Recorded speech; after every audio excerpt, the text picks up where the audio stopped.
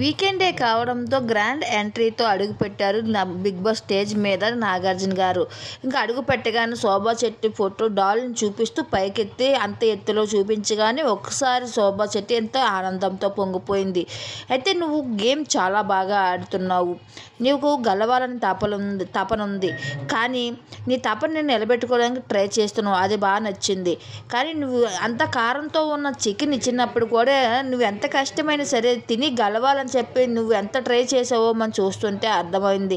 అంత కారాన్ని తినడం అంటే మాటలు కాదు, అలాంటిది నువ్వు కొంతవరకైనా ట్రై చేసావు, నీలో ఉన్న పట్టుదల నాకు బాగా నచ్చింది అంటూ పొగడ్తలతో ముంచెత్తుకుంటూ వచ్చాడు శోభా శెట్టిని నాగార్జున గారు.